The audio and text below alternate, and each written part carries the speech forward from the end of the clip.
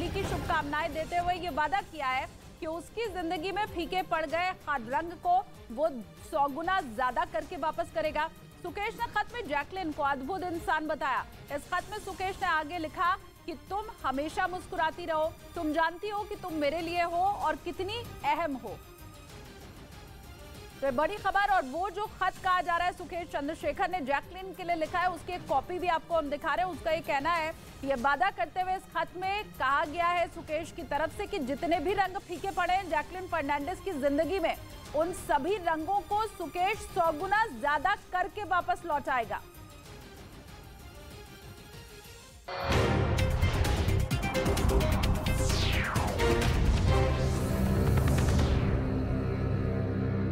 सदस्य देश ने तो रूस को आंखें दिखाने के बाद भी यूक्रेन को मदद जारी रखी।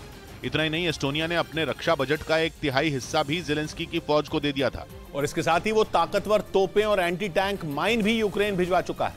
लेकिन पुतिन का गुस्सा एस्टोनिया पर तब सबसे ज्यादा भड़का जब उसने अमेरिका के घातक हथियार को यूक्रेन पहुंचाने में मदद की थी। और ये वो हथियार था जिसने रूस के सैकड़ों टैंकों को तबाह कर दिया।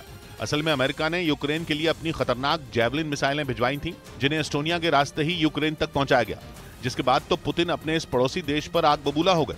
उन्होंने उसे यूक्रेन की ही तरह बर्बाद करने की चेतावनी दे दी। उसकी इसी धमकी के बाद एस्टोनिया ने यह आशंका जताई कि पुतिन उसके साथ साथ नेटो के दूसरे देशों पर भी हमला कर सकते हैं। हालांकि एस्टोनिया के विदेश मंत्री का दावा है कि अगर रूस उनके देश पर हमला करता है तो उनकी सेना उसका मुकाबला करने के लिए पूरी तरह तैयार है। यानी एस्टोनिया के विदेश मंत्री ने रूस को खुलकर चेतावनी दे दी, लेकिन इसके साथ ही उन्होंने दूसरे देशों से यूक्रेन की मदद करने में तेजी लाने की अपील भी की, क्योंकि उनका मानना है कि आने वाले दिनों में पुतिन यूक्रेन पर ऐसा हमला करेंगे जिससे निपटना ज़ेलेंस्की की सेना के बस में नहीं होगा।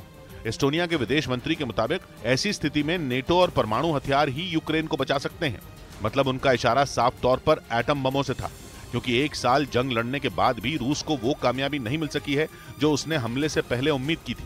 इसीलिए पश्चिमी देशों को डर है कि पुतिन कभी भी परमाणु बमों का इस्तेमाल कर सकते हैं, और अगर ऐसा हो गया तो उसका असर यूक्रेन के साथ साथ यूरोप के दूसरे देशों पर भी पड़ सकता है। यही वजह है कि एस्टोनिया ने यूक्रेन को घातक हथियारों के साथ साथ न्यूक्लियर बम देने की भी मांग कर दी, ताकि ज़ेलेंस्की अपने देश को बचा सकें।